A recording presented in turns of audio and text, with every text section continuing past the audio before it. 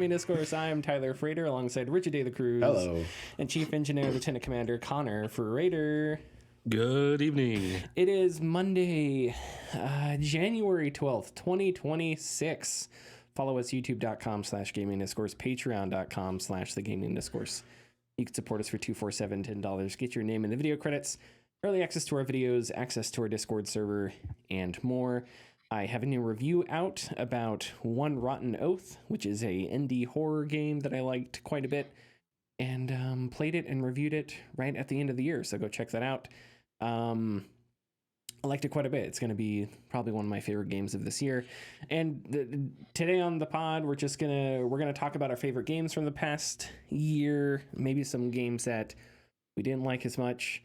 We'll do some predictions going into 2026, and maybe we'll discuss some news later on. I don't have anything down in the rundown, but I think maybe, who knows, or we'll get back to news next week. We shall see. But are we playing anything before we start talking about the games that we played over the past 12 months? I'm not playing anything new that I'm not going to already talk about. Okay. Coming up here. So no, not really. Although I do have my eye on some things this week, so we'll see how that goes. Okay. I've been playing a lot of different stuff because I got a bunch of stuff for the Steam winter sale. I got a bunch of stuff during the Steam winter sale, and I'm trying to remember if there's been like one. I've been playing through the original Divinity Original Very Sin, cool. Which is very good and very Larian and very you can sort of draw a line between it and BG3, which you could that BG3 and Divinity 2 as well. But it's interesting to go back, as far as the first Divinity and see it there, or the Divinity Original Sin. And yeah, I'm curious, like, if Valerian's previous games, how much of that DNA has been there and for how long. But it's interesting because I forget in Original Sin, your abilities are cooldown based, not like, because in D&D, you have spells that you have to use per short rest or long rest or whatever. But in the Divinity games, it recharges on time. So if you can cast things as much as you want. So in like Baldur's Gate 3, if you run into a couple skeletons or something, it's like, okay, do I really I don't want to cast my spells here because then I'll have to rest. So instead I'll save my spells or whatever. In Divinity, it's like you run into just any old bandit, you're using all your best spells. Okay. Like, this is a fireball that does 200 damage. Yeah, sure, I'll cast it on this bandit. You're just casting everything. Mass Effect style with biotics, right? Like basically just wait until it. Yeah. Go ahead, Connor. The TTRPG for it is going Nova, and that's what you get to do in Divinity. Is you just to go all out every fight. You don't have to do any resource management. Really, there's time management, but that's still per fight. So you could just go Nova the entire time and just blow through everything. Yeah. So it was a lot of fun, and it's not as you don't have to like crunch the numbers as much. You kind of just have to pick and choose when to use your spells, but you don't have to consider them outside of the context of like the fight that you're in the moment, which is nice. Okay, but I also finished Avowed, and I'll talk about Avowed here in a second.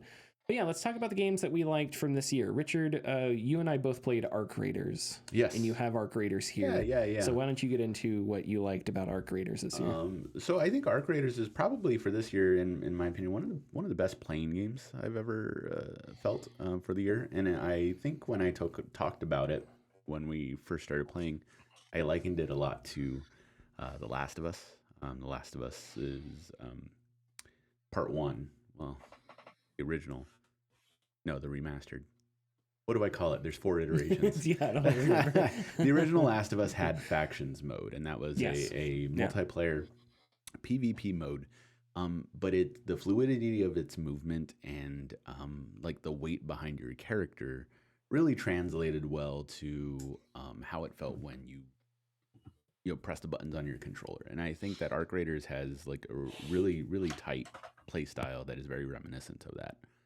And so its gameplay and eventually gameplay loop that it has become quite addictive, to the point where I think although it's not a whole lot of hours. I think I'm over 50 hours now in Arc Oh, wow. Raiders, Okay. and I still really haven't even gotten past the first 2 areas.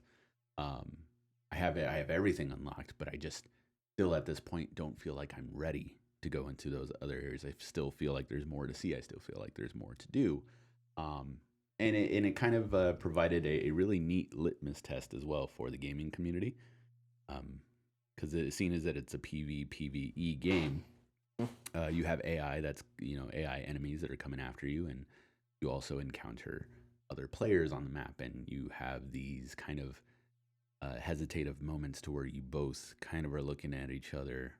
Not so much anymore, now that the game's been out a couple months, but at first it was very much like, what are you going to do? Are you like, are you going to shoot me? Am I going to shoot you? Like, let's just walk slowly past each other and go, the other way. Of course, there was lots of people who decided to not follow those rules or do their own thing and really dive headfirst into the PvP subgenre of the game and ruin fun for some folks. But that's kind of how like the dice roll is in the matches that you get into, exploring the maps above Speranza.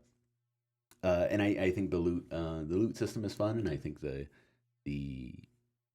loop of trying to find what you need to either upgrade your boots or your weapons to get more stuff to take down bigger and more dangerous foes has still not thinned out for me, and still to this day is a very, very fun game to play in my eyes. Something I like in Arc Raiders is that it really does feel dangerous.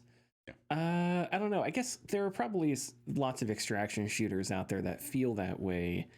But Arc Raiders, I feel like I don't know. I feel like the robots feel intimidating in a way that robots usually don't feel intimidating in games. I don't know. Yeah. Like the bigger ones are intimidating just, due to the scale, just their size. But just the way that like the drones will follow you and follow you and follow you. And they're good at it. They're good at it too. Yes. And, within the first hour or so of me playing, I remember just sprinting through the woods because I had run out of ammo and I had just drones following me. And I was dead sprint. I had no defense. I had no personal defense whatsoever. So I was just sprinting through the woods hoping I would either outrun them or I might find another player or maybe I'd find some ammo or something. I had zero plan except just run away, which I thought was kind of neat because that had never really like happened. Usually NPCs will follow you for a bit and then they'll like disengage, go back to their area. Not these drones. No, they don't quit. They want to kill you, which I thought that was neat. I thought that was kind of cool. And like, I don't know, there's just the way that I think Arc Raiders did a nice job with the extraction formula, the way that the elevator works at the end, how it makes the alarm, how you can sort of wait for people to get there, how it'll be surrounded by like bushes, and the way the game works is if you sit in a bush, you can be hard to see, so you can sort of wait there. And through that, there's a lot of emergent sort of organic things that happen. I told you about when I first started playing, there was a guy in a shed and he was pinned down by one of the big robots, one of the big striders.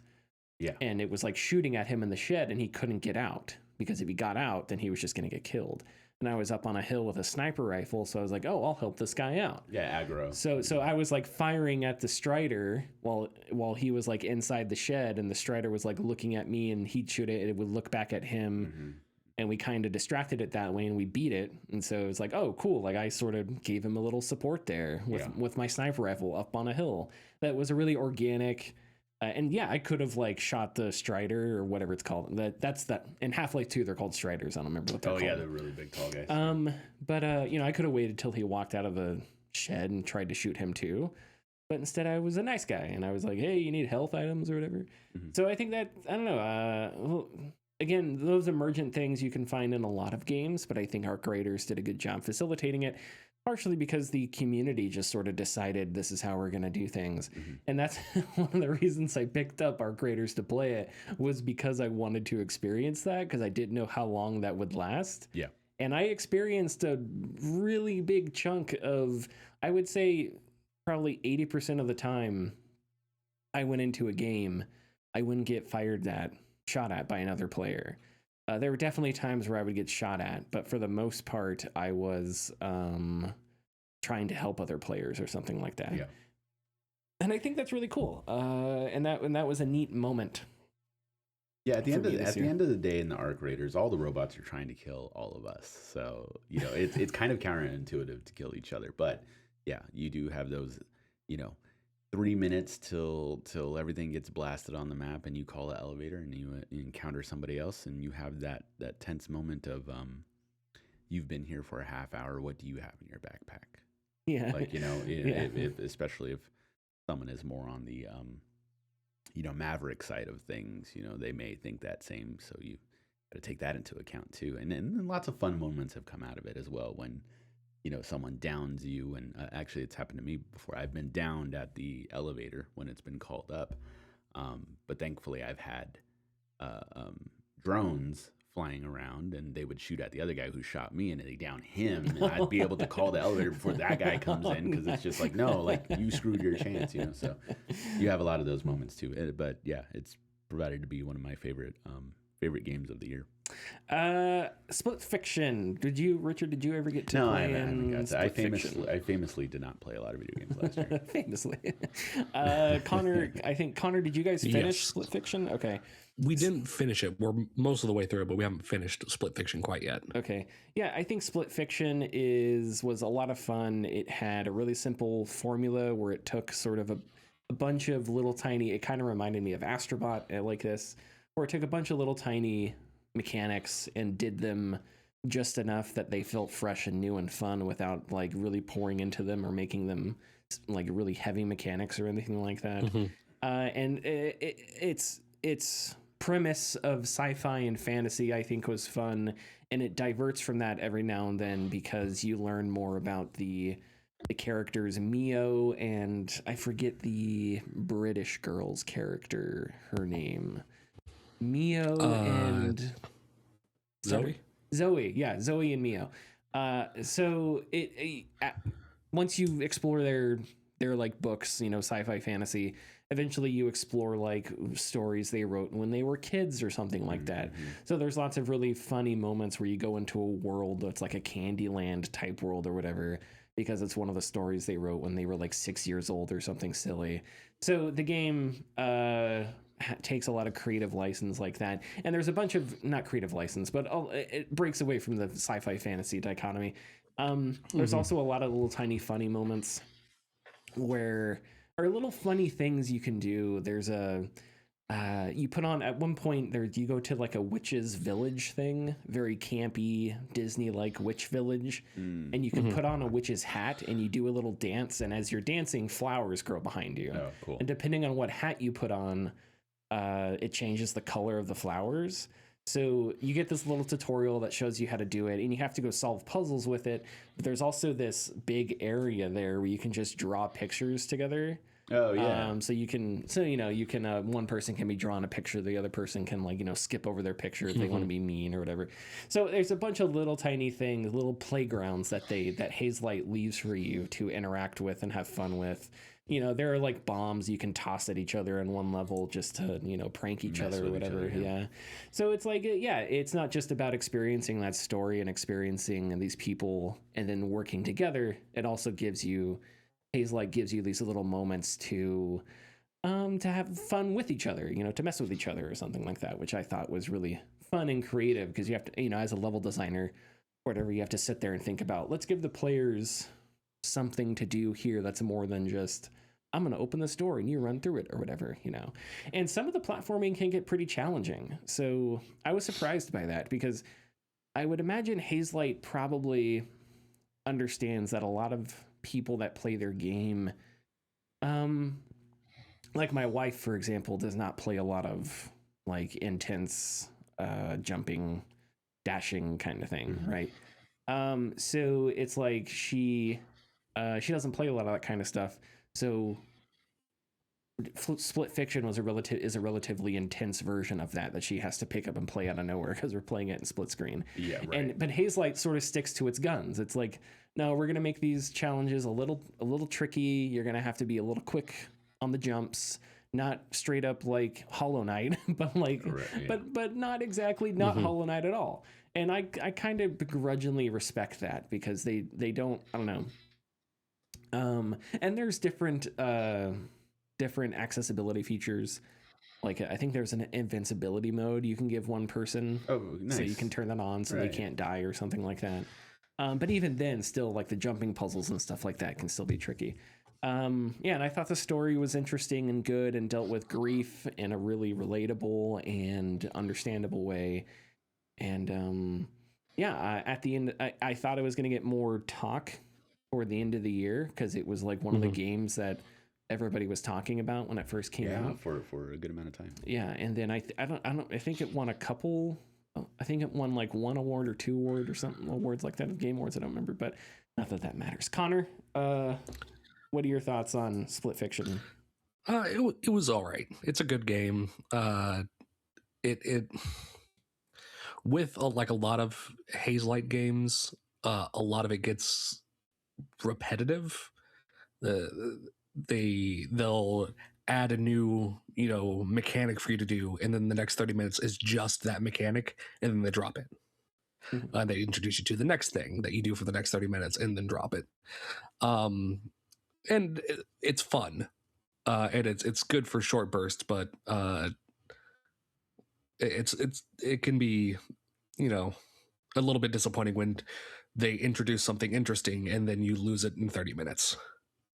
And then the writing in it, a lot of the sci-fi felt like it was written by people that didn't like sci-fi.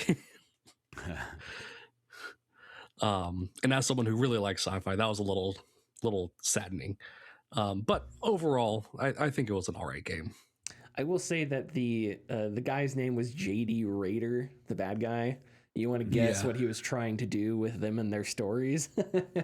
His last name was Raider.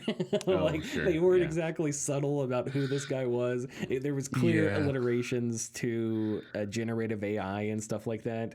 That was the premise of like the machine that they get into. Was to take their stories and like take the stories and then make new ones out of it, which is exactly what a what a large language model does. You input a book and then output AI hallucinating about how many R's are in strawberry or whatever.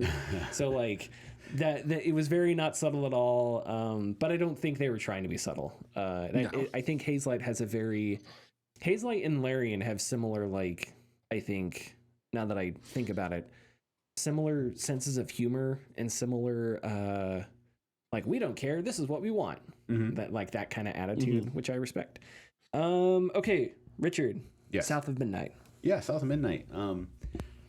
Although my opinions on South of Midnight were not to say disappointing, but something that didn't reach the heights I was hoping for, I still found it to be one of my favorite games of the year, just for the fact that its art direction and voice acting performances and world building were just so strong that it overtook the standard gameplay you would find in kind of like an action adventure based game, and elevated at least that for me.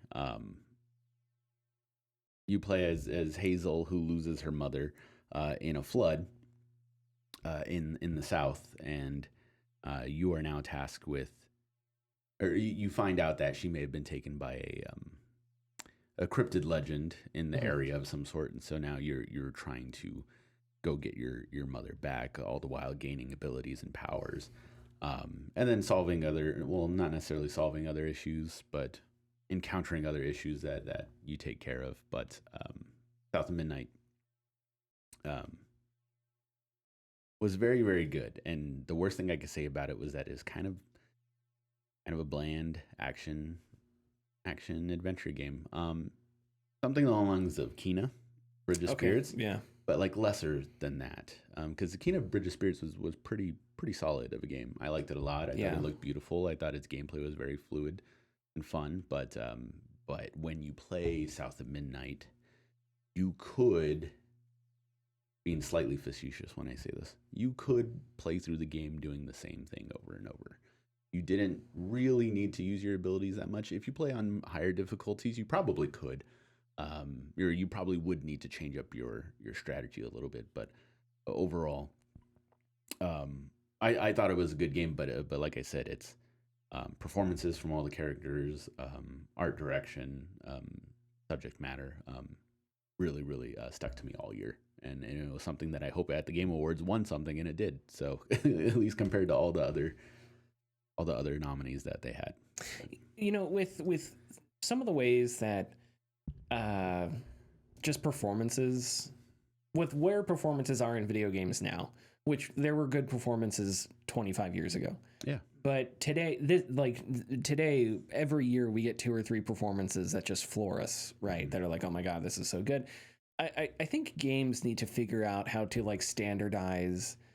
Sometimes I wish I could go back and watch a cutscene, you know? Yeah. That's in the middle of like, that's hour 39 of a 50-hour game. You know, I was playing Ghost of Yotei earlier today. Yotei. I still don't know how to pronounce that. How do you pronounce it? Yotei. Yotei.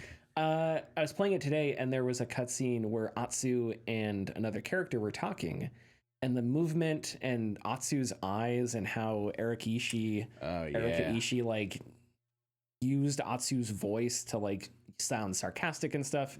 It was just a really well done piece of like acting. Yeah. But as soon as it was over, I was like, okay, I can't rewind. I have to go look it up on YouTube or something and like scroll.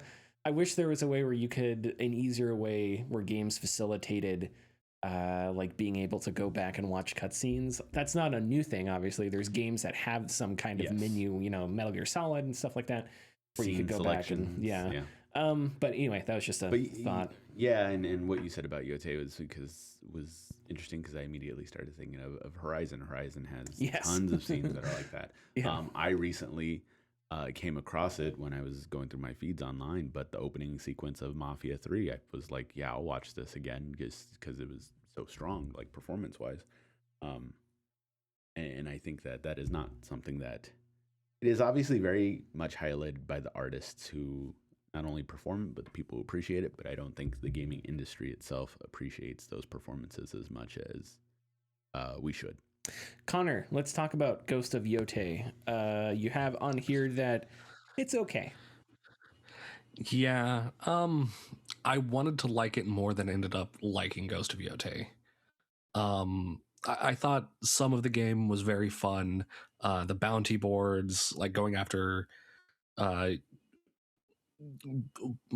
interesting bounties and some like just challenging bounties, did keep the game going for me for a little bit.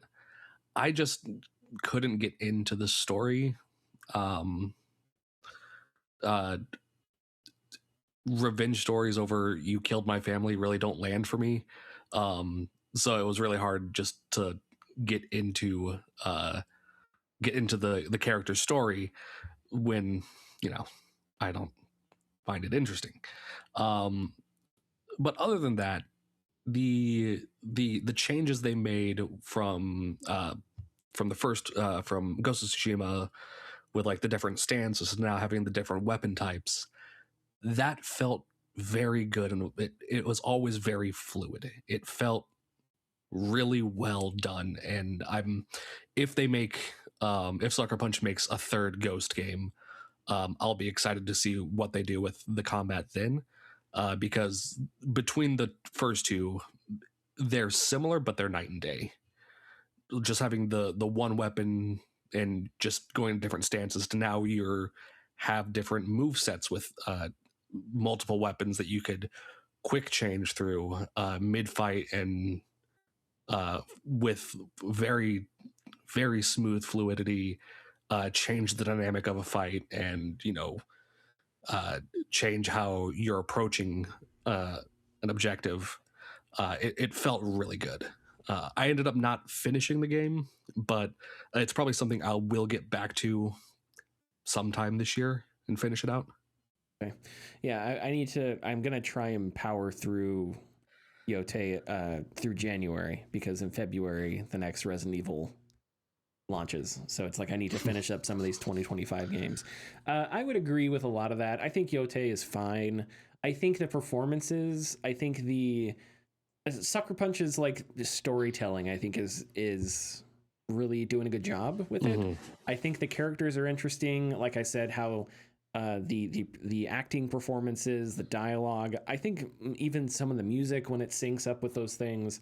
All the flashbacks you get of Atsu's character when she was a child. I think all that stuff is really well done, but it's just in service to a rather standard third-person action game that doesn't feel. I don't know. That just doesn't feel like. I'm not really interested in exploring the world. I'm not interested in.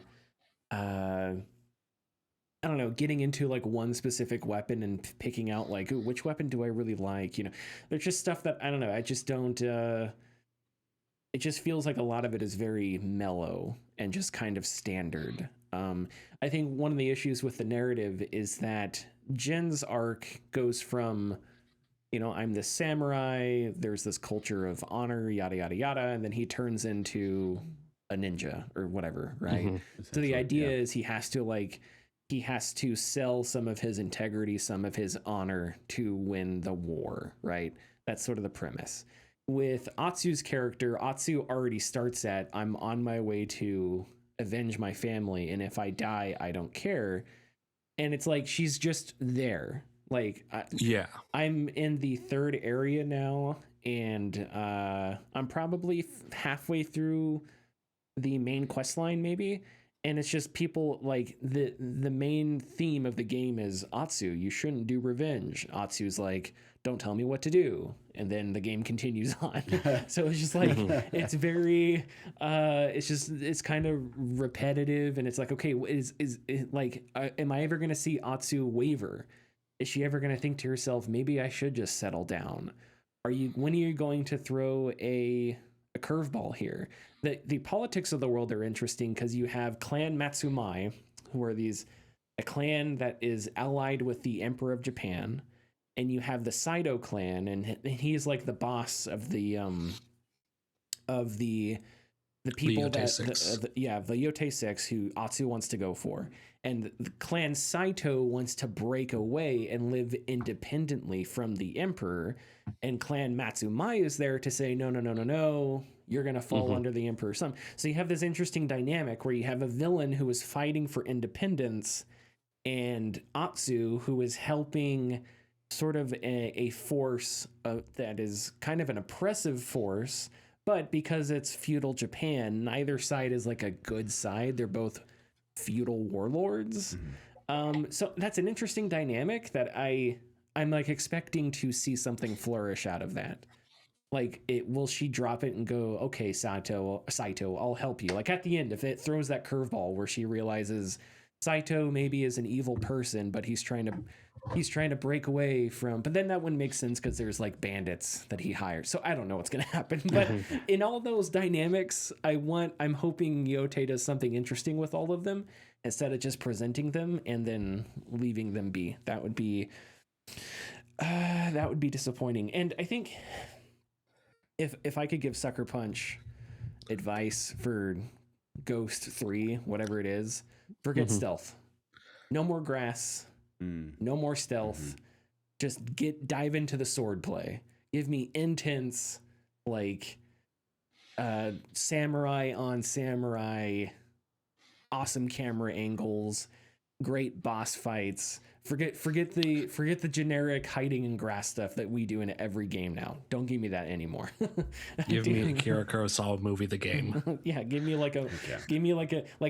boss fight that ends on one slice or something, and you perfectly lob off the guy's arm or something like that.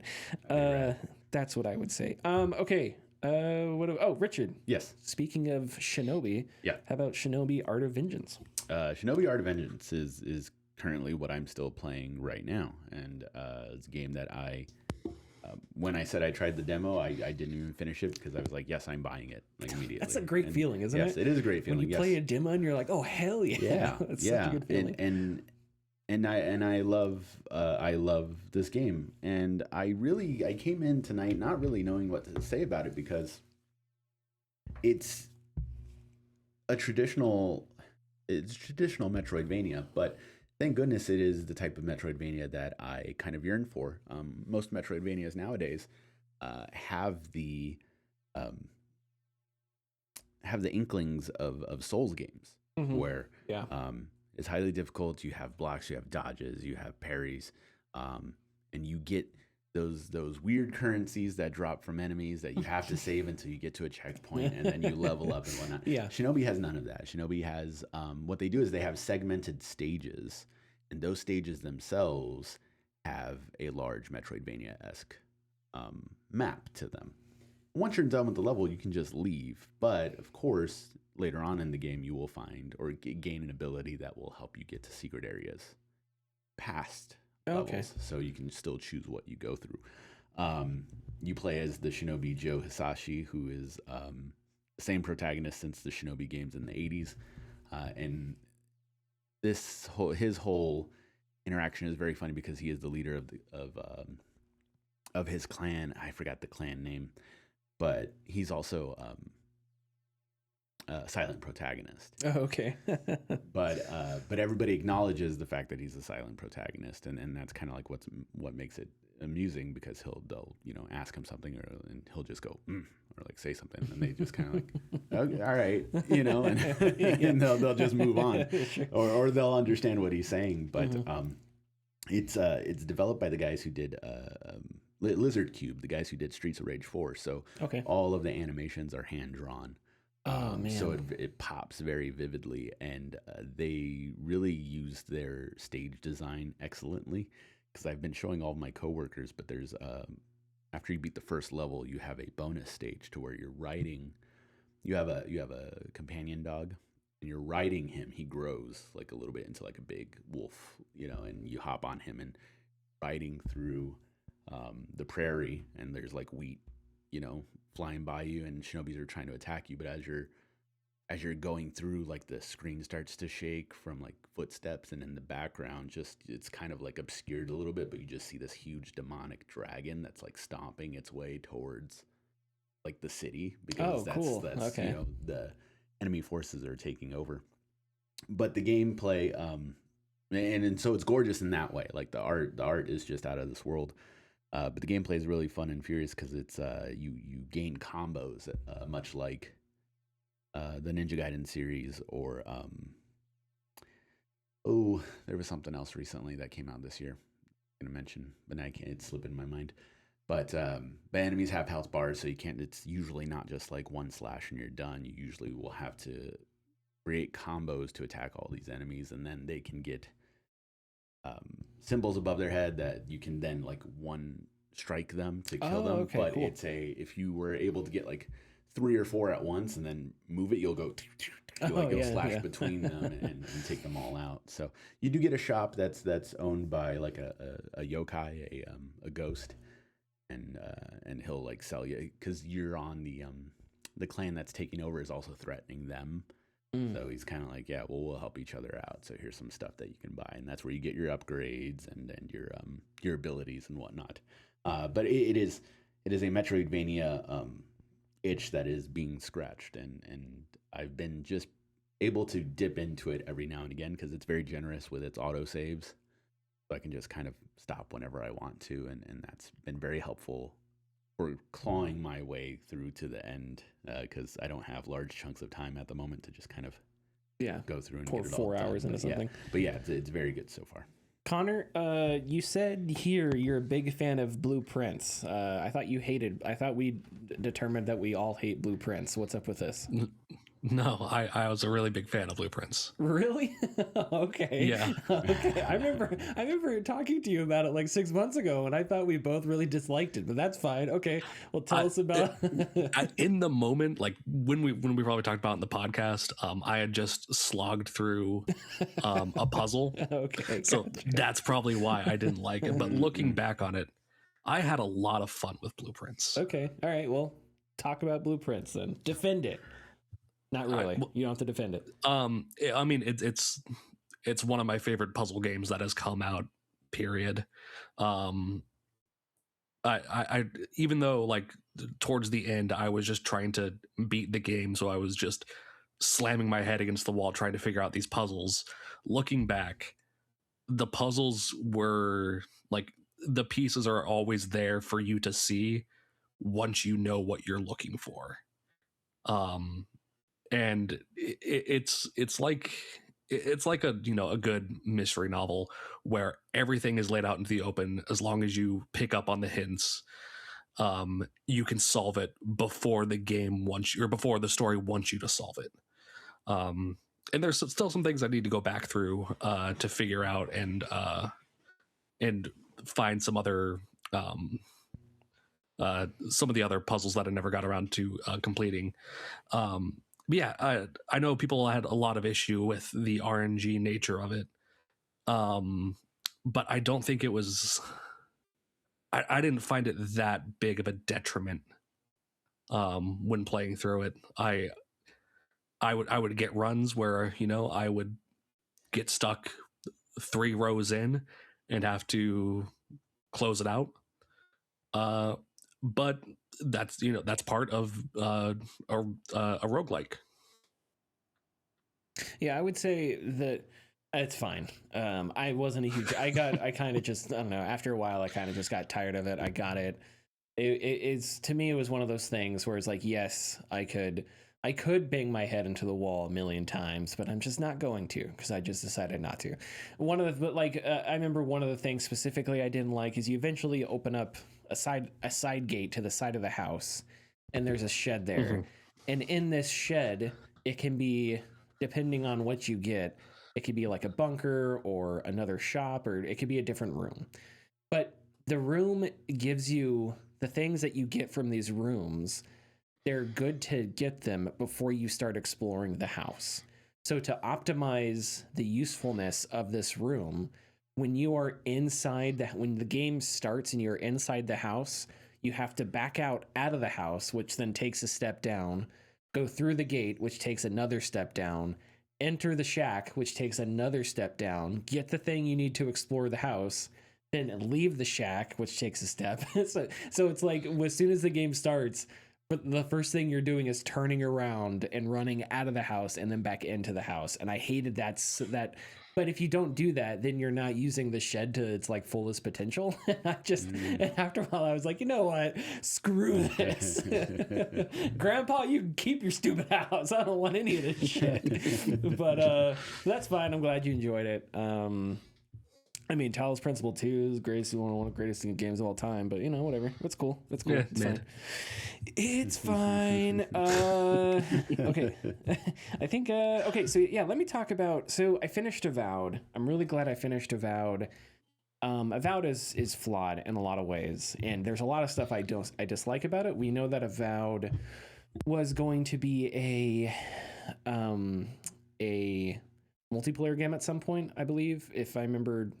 I want to say Jason Schreier's reporting at the time was that Avowed went through a couple different like iterations, and one of them was a live service game, and it was like, oh God.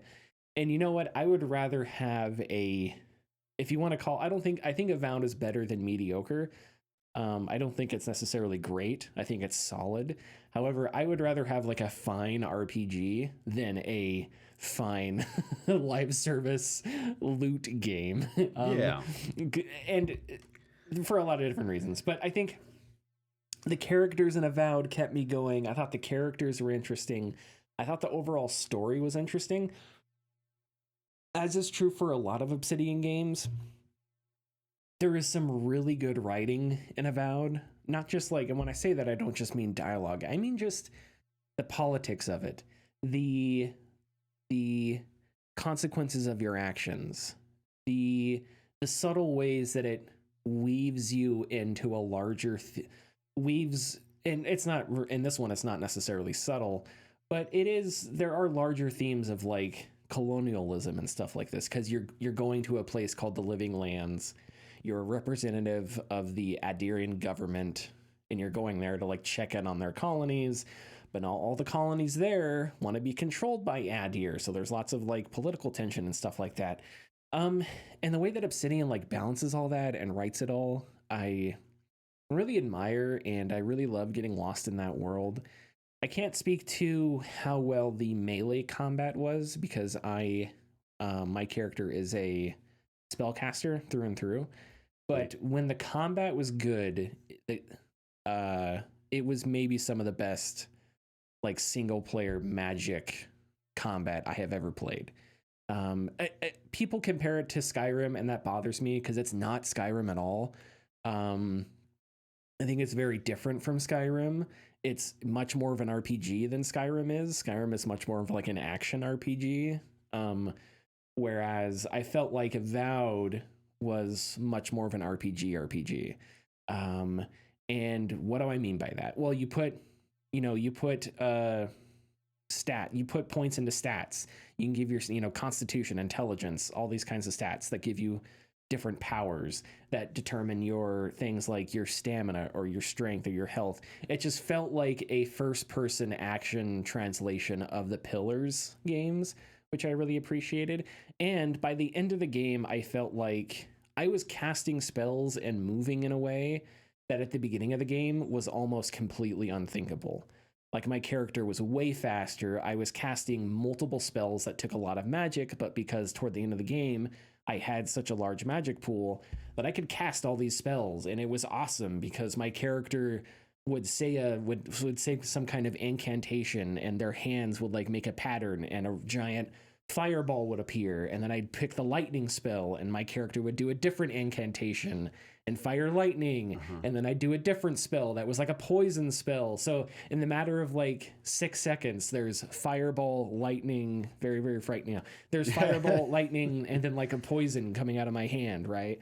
Really colorful and awesome for all that stuff to work together. I played it on the hardest difficulty, and yeah, sometimes the combat got pretty bad. The combat was not made to work on the hardest difficulty, just because it just wasn't balanced for that level of difficulty. Your companions are really important on the hardest difficulty because their powers will really help you out. So that's great, but then if your companions go down, you have to revive them. Well, you can't tell them where to stand or give them orders. So if you are taking cover from an archer and your companion decides, hey, I'm just going to stand out in the open and get shot in the face, there's nothing you can do about that because you can't tell your companion, like, there's no stick with me or stick close. There's no like AI control like that. So you kind of just have to hope your companions don't don't just do suicidal acts of heroism out on the battlefield, because if one of them goes down, then you can't use their powers, and that can end a boss fight because now you don't have a specific power that really helps you out or whatever. Like, I have one of the companions, Marius, he has a power that you can get where you sprout weeds from the ground and it just halts enemies in their spot, right? So enemies that like are really dangerous melee enemies and stuff like that, what I would do is I would have him do his sprout spell, his weed spell, and that would freeze the guy there. And because he had a sword, we would just shoot the shit out of him because he didn't have any ranged attacks. And I had an attack that would poison enemies and it would siphon health away from them. And if I took enough health away, it would even give me like an overshield. Oh, very cool. So what I would do is I would essentially tell Marius to hold an enemy there, and then I would run up and cast my poison spell, and I would just siphon off like a chunk of their health while giving myself more health. That was a great little synergy. But if there was a spellcaster who was firing ice missiles at us, and Marius just decided that he was fine getting hit, then I lose that spell, and there's nothing I can do about that. So it's one of those games where the NPCs would have to be handheld, and you'd have to like babysit them, but there's no like abilities to do so, so you just have to hope they don't die. And so that's why I think it wasn't really designed to be played on the hardest difficulty. But when the combat was good, it was really, really good. Dashing back and forth, tossing out spells. I would like dodge away from an arrow and fire a missile back at the guy the stuff like that. That's really neat. So not a perfect game, but I'm really, like I've said it a million times, I'm glad I finished it, and I hope to see the companions again one day, because the companions were all really interesting. There's only 4 of them, but they all got a lot of screen time. They all got their own little stories, their own little choices to make, and they each took a piece of the Pillars world and sort of ran with it. So like my favorite companion, Giada, she was an animancer, which in the Pillars universe, an animancer is a person that studies souls. And it's controversial because there are religious people out there that think souls are like sacred, these divine sacred things, and you shouldn't touch them. And animancers are like, no, we should study them because we can learn about the afterlife and where souls go, and etc., etc. So she's really convicted about her belief and about how she thinks animancy could help not just humanity, but all people, can help life itself. And so she has this, when you make choices that may go against animancy or for animancy, if she's with you, she may speak up about it or whatever. So it's like these characters aren't just passive people. They are there in the world. They understand the politics. They have a point of view on these different issues. And that makes them more believable. Mm-hmm. It makes it like, Kai, the blue fish guy, he's from the Deadfire. So if you play Pillars 2 and you know a little bit about the Deadfire, when Kai talks about the Deadfire, it's like, oh yeah, this isn't just a guy saying back in the Deadfire. It's like, no, because his experience sounds like the experience from Pillars 2, like the things that he says, the way he makes the Deadfire out to be. That's kind of how the Pillars 2 plays out. Mm-hmm. So it's like relatable in a really cool sense. It feels like Kai was actually at the Deadfire as opposed to him just talking about, back where I come from, and it's a place that you've never actually been before. So yeah, all that stuff I really liked about Avowed, and I'll talk about it more forever for the rest of my life. When the PS5 version comes out in like PS5. 2 months. I know, and it's going to have a new game plus, and you can play as a gnome and a bunch of other, or not a gnome, a dwarf. Sorry. But anyway, so I want to talk a little bit about Abiotic Factor real quick. So Abiotic Factor is a survival crafting game, which there are a billion of them, I know. But the thing with Abiotic Factor is it's set in Black Mesa, essentially. It's not really Black Mesa because obviously it's not a Half-Life game, but that's essentially what it is. And the art of the game is very Half-Life 1. The audio is very Half-Life 1. And so you're in this giant underground facility. All hell breaks loose. You have to survive. So you have to find food, and you have to craft weapons and build a base. And instead of exploring the woods or exploring a mountain, you're exploring these different labs and these different like underground tunnels and stuff like that.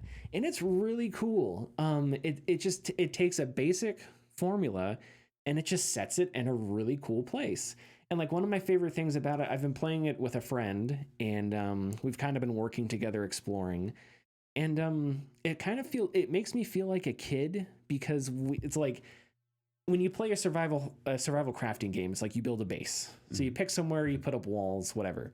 But you're in Abiotic Factor, you're in a building essentially. You're going through office space, you're going through hallways, you're going through like underground tunnels.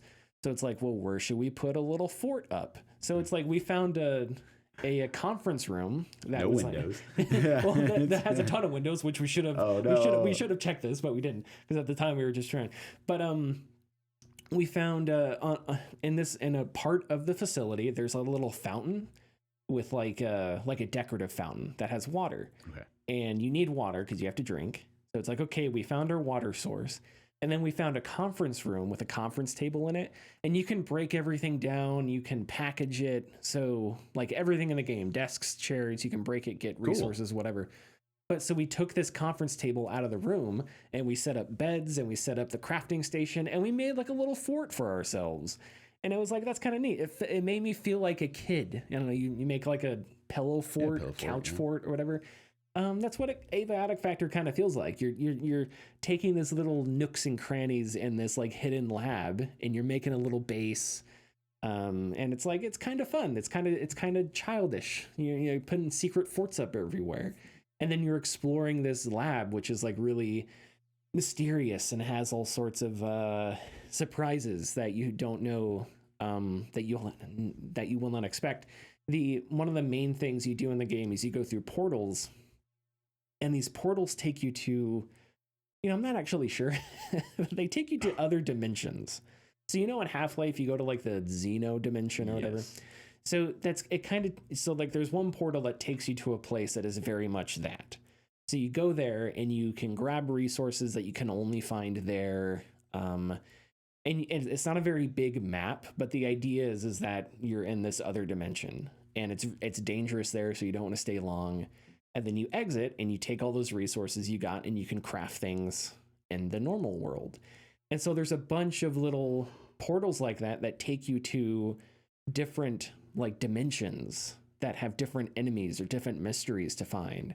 So while you're exploring this lab, you'll come across these little bespoke levels with even more things to find and even more mysteries to uncover.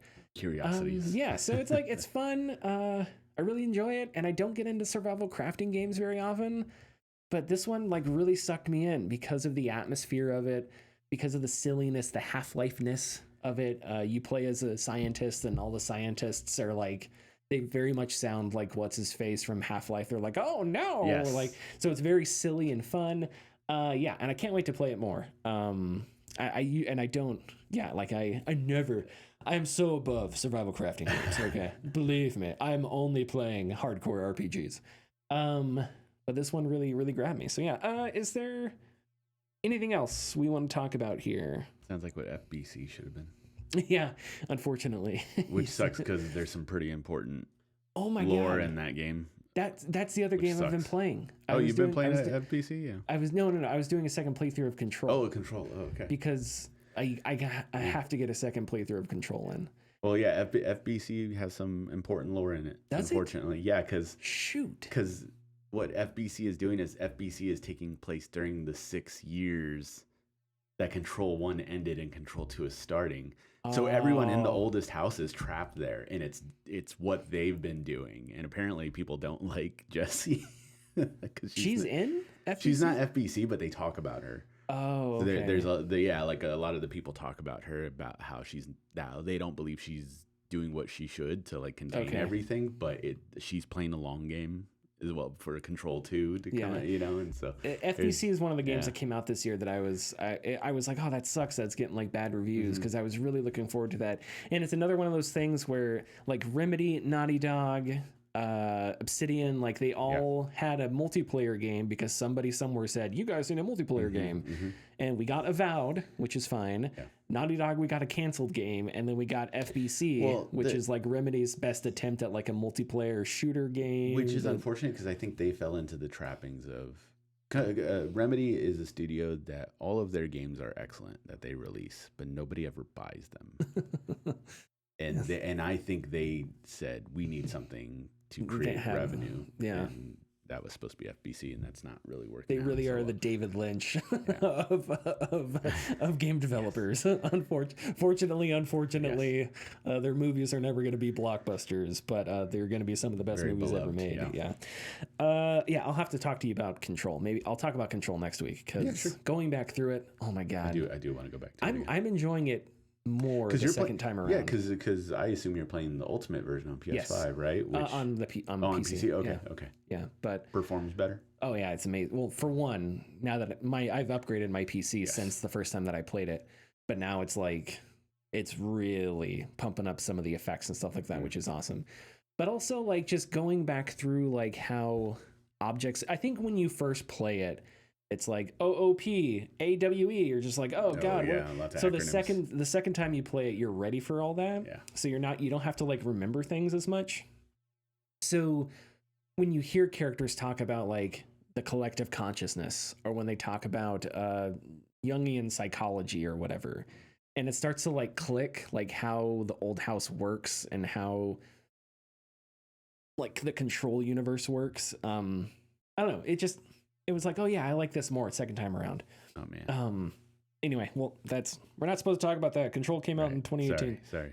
I have a few early access games I want to talk about to watch for next year. One is Witchfire by the Astronauts. So I was gonna wait because it's supposed to come out in summer. It's in early access, and I was just like, it's on sale during the Steam winter sale. I'm not gonna buy it. I'm gonna wait till it just releases full release. And then I bought it because I just couldn't, because it just looks too awesome. That's what sucks about Witchfire is that I was stoked since the first trailer, but that was back in 2017. Now I'm like, I don't. You know, it's been in early access for a while. Sure, yeah. But I played it a bit and I was like, okay, this looks pretty sick. Cool. I fought a boss. I defeated some enemies. I was like, okay, I could definitely get into this. The first weapon you get sucks, so I was like, great. This means that there's only up from here, right? Because if the first weapon you get is horrible. So anyway, so I'm excited for Witchfire. 83, which is by Blue Dot Games, which is it sounds like it's going to be something similar to Rising Storm or Rising Sun. What's that game? Is it Rising Storm? Either way, it's a massive multiplayer. Stormrise. I don't remember. From Sega. It was an RTS. Yeah, that's what I'm talking about. That's is that the one? Yeah, that's it. Yeah, that's it, Richard. No. It's the game. Shoot, you got my. God damn it, Richard! You and your beautiful random video game mind. No, it's like it's not Squad, but it's not Battlefield. It's like right in the middle. Oh, okay. So it's semi-realistic, kind of like Hell Let Loose, similar to that. So that's what 83 is supposed to be, but it's set in 1983. So it's Soviet Union, NATO. Okay. So now the reason that I think that era could be interesting is that is before modern stuff. So you don't get modern optics. You don't get laser. I mean, you get laser guided stuff, but not kind of a little more analog. Yeah, it's a little more analog. You're like, that's right around the time that like the Abrams was being introduced. So you still have like older US tanks. Same thing with the Soviet Union. You still have like older tanks being introduced. You don't have the Leopard A27 yet. You have like the original German Leopard being introduced. So it's that middle area between Vietnam and like 2000, where you get all this stuff that is like early modern, I guess. For lack of a better phrase. And to see how that plays out in a semi-realistic play space, I think could be really cool. Because in Squad, when you have like two tanks fighting it out, and these tanks are like 3 kilometers away from each other, and they're lobbing rounds, it's just so awesome. And then in Hell Let Loose, or Squad 44, when you have a Sherman and a Tiger, and they're like 100 meters apart, because you can't attack each other kilometers apart in that game, because that's just way too unrealistic of a distance back then. You could do it, but it's like the conditions would have to be perfect. But in Hell Let Loose, it's much more like you turn a corner, there's a tiger, fire, that kind of thing. So now in this, it's like, how is this going to work? You get a little bit of both. How is that going to work when you have like the first generation Abrams versus like a T-75 or was there T-72? Like a T-72, like how's that going to work? So anyway, that'll be fun to see. And but I don't know if it's going to release next year or not. Gloomwood by David Szymanski, a bunch of people. David Szymanski, Connor destroyed some of my notes. That's okay. That's by Connor. David Szymanski and a few other developers. People have talked about it. It looks like Thief, I think, is what a lot of people have mentioned. But Thief, but mixed in with other things too. Not strictly Thief. But yeah. Okay, Connor, go ahead and go through yours here. David Szymanski, Dylan Rogers, Nate Behrens, and Thomas Porter for Gloomwood. Thank you, Connor. Connor, go ahead. My bad. You're fine. Go ahead. All right, so 2 games coming out next year that someone's got to talk about the weird strategy games, so it might as well be me. Strategos, which if you've ever had little plastic soldiers that you had big wars with, this is that, just in computer form. It's so far 120 factions, over 250 different unit types, all from like the ancient and classical period. So just big, Persian and Greek, 10 billion people on the battlefield fighting it out. And it's, if you like the old like Rome Total War, the early Total War games, you're going to like this one. So check it out, put it on your wish list. It's coming out next year, or this year rather. And the other one, Chronicles Medieval. If you like the War Banner or I know what you're talking about. the Warband, Banner Lords. Banner Lords. Yeah. War banners, Lords of Manor. You're like, oh god. Yeah, that one. This is another one of those games. This one's more grounded in medieval history rather than a fantasy period. Another big strategy RPG that's coming up that I think but should be getting some attention thrown its way, just because these games are always fun, and having these large epic scale battles where it's just people on foot, people on horses, arrows flying across, it always makes for good cinematic fun. Is 2026 the year I finally get into Mountain Blade? Is it going to happen? Is it going to happen? We'll have to see. Probably not. Only time will tell. I'm gonna wait, just like Star Citizen. I'm gonna wait until it's completely out 10 years from now, and that's when I'll really hop in and really take a huge bite out of it. Okay, Tyler, Bannerlord, yes. Mountain Blade 2 Bannerlord just had DLC come out for it. I know. I'm sorry. I know. War Sales. I know. It looks cool. I know. I apologize, Connor. I didn't mean to insult Mountain Blade Bannerlords like I just did to Sully. Well, I'm glad you apologized. Okay, so let's get into predictions. I have a few predictions I would like to make. If you guys have any, go ahead and jump in. Sure. My first prediction is that GTA 6 is going to be good.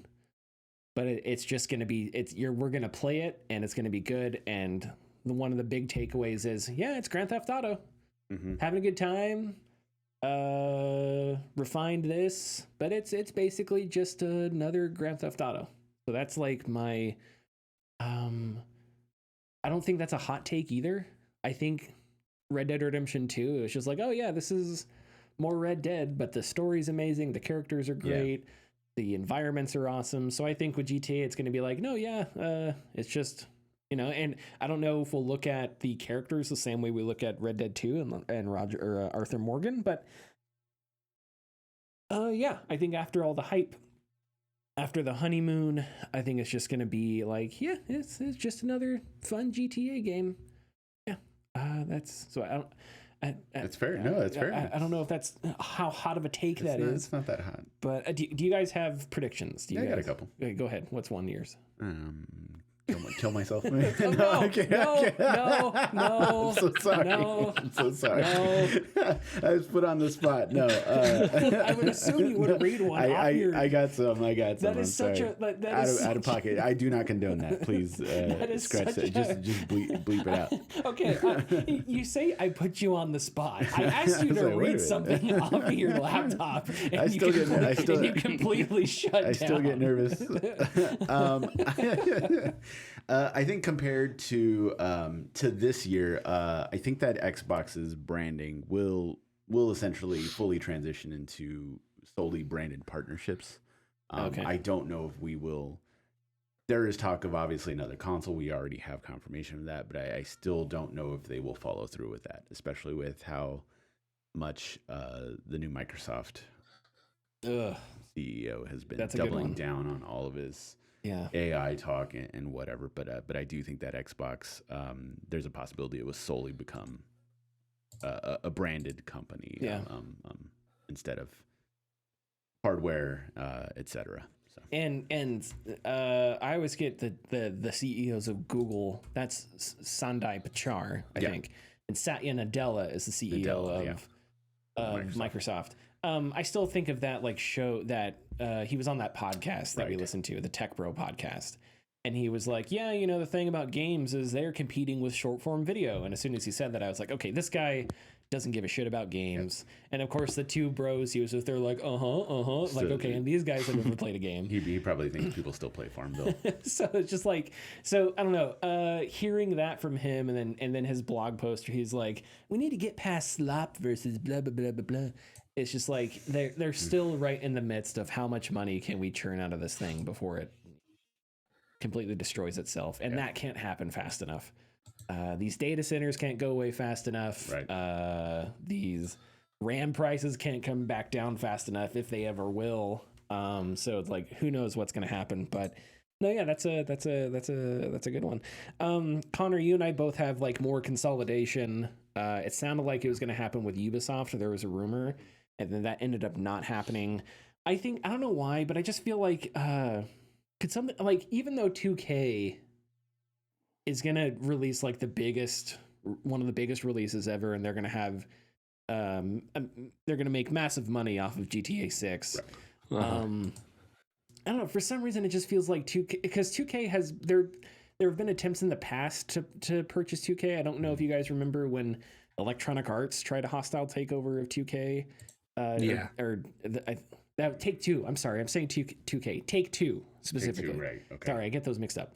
So they tried that. I don't know. So yeah, I don't know. I think we could see that just because their mobile stuff hasn't worked really well. Their Star Wars game that came out this year was like a big flop. So I don't know. If GTA 6 does well, and that's great, but is that enough to stave off like, hey, we want to buy your company when it's coming from massive conglomerates? Yes, right. Especially with private equity money coming into things. $60 billion was enough for Activision. Yeah, so. And so if you do that, if Saudi Arabia comes knocking to Take Two, and they're like, hey, we're gonna pay you this much for to take over, or whatever, could that be a thing that happens? Maybe, I'm not sure, but anyway, sorry, that's just sort of a random thought. Another thing I would like to, and I don't know if this is necessarily a prediction, but more of a, maybe it is a prediction. I don't know. With the way that the games industry is going now, I think we're going to see a lot more stuff come from smaller publishers, New Blood Interactive, or New Blood, Oro Interactive, Critical Reflex, lots of like smaller games that go viral, I think, to put it in a certain way. I don't know if you guys have seen Mulet. I can't pronounce it. It's like Mulet Sjolnir. It's about a giant police officer that is like looking over a city, and I don't know if it's FMV or what, but it's a real person in the game, and you kind of have to sneak through this city while a police officer like watches over you. Yeah, like the Scarecrow segment. Yeah, kind of like that. Asylum. Yeah, exactly. And so that's a game by Critical Reflex that I think is going to launch sometime this year. And just the weird, oppressive art direction of having like a police officer watch over you is striking enough. Mm-hmm. So I think like Vile, Exhumed, or Horses, right? Sure. Like the games that were taken down from Steam. These were games that were published by smaller, like, I don't know if boutique is the right way to describe them, but smaller publishers who, even though they're publishing these smaller games, the games, for whatever reason, whether it's their art direction, their concept, they get a lot of press. So I think we're going to keep seeing that. Yeah. And I think after like Balatro and Astrobot is AAA, so it may not be indie in the sense that it's a AAA game, but it's like a smaller scale. Well, it's a smaller concept. Peak. We had Peak. We had arguably Arc Raiders. Like Embark is still a smaller studio. They aren't like huge, but I think with some of the way that those things are going, we're going to start to hear more and more about like smaller publishers and what they're able to do. And Kinetic Games, who make Phasmophobia, they just announced that they were going to start publishing games. Ooh, I think if the big AAA business is struggling, I think maybe what we'll start to see, if that doesn't scale down like we say it should, maybe we'll start to see that, but on a smaller scale at the small publisher side of things. That was an atrocious sentence, but I think you understand what I'm trying to say there. In relation to that, I think we're going to get more games copying Helldivers 2's economy. Arc Raiders even admitted that they took inspiration from it. Yeah. And I remember when I played Arc Raiders, I clocked it instantly. I was like, oh yeah, this is Helldivers 2. Like they're doing the same exact thing. And so I haven't seen any stories on like a marathon, or how much marathon is going to cost. 40. It's going to be 40. So say it's $40. $40. And I don't know about its live service economy. Well, it's supposed to be free to play at first. So yeah. So I assume they're gonna have some kind of live service economy, but I would not be surprised at all if it launches and it has a very not just even the menus. Yeah. Like if it has a very similar cadence and structure and menu orientation that Helldivers does. I think we're gonna start seeing because Helldivers was such a success and everybody's trying to figure out how do we get our live service game off the ground, and it's a formula that everybody's like tripping over themselves, and some people suck and some people are doing great, and so I think when everybody's just going to be like, we can just do it this way, we can just copy this because we know that this has worked and we know this is an economy people will get into. So I think we're going to start seeing that more often. And then just to dovetail off of that to one more thing, I think we're going to see more games released like Arc Raiders or like Marvel Rivals. Rivals, yeah. It's just like, hey, this game's coming out 5 days from now. Have fun. Because if you do that, there is a large majority of people that hate live service games. And they have real gripes. There's also a large majority of people that also hate live service games, but they'll play them. And then there's maybe even a larger portion of people that just play games. You don't hear their complaints at all. And they're the largest. They are the largest. A lot of them are in China and Japan, I would assume, and the different like Asian, Southeast Asian markets. So with games like what was that, High Guard, right, which released at the Game Awards, and everybody was like, hey, you're gonna be, everyone was making fun of them, and everyone was like, you're gonna be Concord 2 and stuff like that. And I think it was because the crowd that watches the Game Awards is we want single player games, we don't want MTX crowd largely. Right. Whereas the crowd in the rest of the world is just like, woo, free to play game. But I don't know, if you don't want to put up with some of that negative press, if you don't want to put up with some of that negative energy, then you just do the Marvel Rivals / Arc Raider thing where you just sort of release it without it having like a big massive run up to release or something like that. Because then by the time it hits and people are playing it, the complaints are sort of drowned out by just people playing it and people wanting to know, how do I farm this, or what's a good strat for this map, or whatever. So I think we may see that. Those are my predictions. Do you had a few more? I got two more. I don't have like a whole lot to base this off. It's just a gut feeling because they've done a very good job at spacing out their releases. But I think Switch 2 is going to have a blowout year. Oh wow, okay. I think that several releases this year will help them with that. Because everybody loves a handheld, like at work, and just you see now how much like the Switch is sold. People don't mind, and the Steam Deck and the ROG Ally, etc. Oh, that's an interesting take. People don't mind playing their game at home, and arguably Switch 2 is as maybe more powerful than like the Steam Deck at the moment. So like for those who want to play Resident Evil 9, like Switch 2, like it'll be out day and date. So oh man, okay, that's a good one. There's that. There's they, like I said, they did a great job at the end of throughout last year releasing steady games, Donkey Kong, Metroid, Kirby, and all of their other like Switch 2 upgrades. I think that'll continue this year, and of course we're probably going to get some bigger announcements for games coming out towards the summer and the end of the year, because I think the next biggest release they have is obviously Resident Evil, but after that the Pokemon Minecraft type game, which is going to be huge for a lot of people. The Animal Crossing, basically. Pokemon Animal Crossing, basically. Yeah. Okay, yeah. And then this one's probably my biggest one, and this is kind of like a really big hope, but I think the Steam machine, in conjunction with indie games that release this year, will kind of redefine the viewpoint of gamers and like the obsession of like having the best of the best. Because we already know that Steam machine, from its specs, are already weaker than the current gen consoles, or at least the highest versions of the current gen consoles.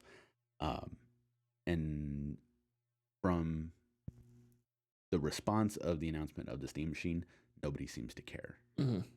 And everybody's excited for it. And just like everybody was excited for the Steam Deck and not minding that Baldur's Gate is in the top 10 most played game on Steam Deck all the time, and it doesn't run the best on it. Like, it runs well enough, but it doesn't run the best. I think that we're going to be okay with falling back into indie titles or lower quality titles that don't focus so much on 4K, 60 frames a second, all that jazz. So that will allow smaller publishers, smaller developers to flourish in the Steam machine market and Steam Deck market in conjunction with each other. So. Yeah, and that was something we discussed, was because the games industry, people, it's getting more and more expensive, and games are getting bigger and bigger and bigger. So things cannot continue that way. So something has to give. There has to be some kind of contraction. And at the same time, we have RAM prices spiking. We have computer parts spiking. We have, a crazy guy who's putting tariffs all over the place all the time whenever he, eats a bad piece of McNugget all of a sudden. So with all those factors, it would make sense that games just become smaller, scaled down, and cheaper to make and produce. Yep. Which means you would need cheaper hardware for them to run on because they're not as demanding. Mm-hmm. So if you can scale all that down and bring costs down, I think that's a good thing. And yeah, if putting out a bunch of consoles that are not as powerful or like as close to powerful as the PS5, but not quite there, and people start to target that console, the Steam machine, and to do that, they have to quote unquote downgrade their stuff, then yeah, I think that could be a positive thing. Or if people start to, I don't know if they target the Steam Deck, but maybe if people are fine with something that runs fine on the Steam Deck, and that becomes sort of if you can clear that standard, then you're like fine or whatever. Yeah. So yeah, I think that's a good thought. And that's a theoretical scenario that we have run over in our heads a lot, whether or not it'll happen. Yeah, sure has. But also the opposite thing could happen, which is the price of hardware skyrockets. It hurts the Switch 2 and the Steam machine. Right, and then with those kind of things just wither away, and we're right back to, here's Naughty Dog on their 10-year anniversary of starting work on Intergalactic. Mm-hmm, and it's just like, oh boy, it's a $500 million game. Connor, do you have any predictions? Yes, I think it's going to be a good year for sci-fi games coming up. Which sci-fi games? Go ahead. Well, I mean, like, it's going to be a good year for sci-fi games because, like, we're getting Pathologic just came out. Oh yeah, Pathologic 3. Yeah, Pathologic 3 just came out. Oily Depths, which is like a psychological horror sci-fi looking game, looks great, looks terrifying. It's coming out in February. We're probably going to get Dawn of War 4 or Total War Warhammer 40K by the end of the year. I just think it's there's going to be a lot for people that like weird sci-fi or just sci-fi in general, that you're going to get some good content coming out soon. And Control 2 is going to Control 2, yeah. Oh, and Ontos.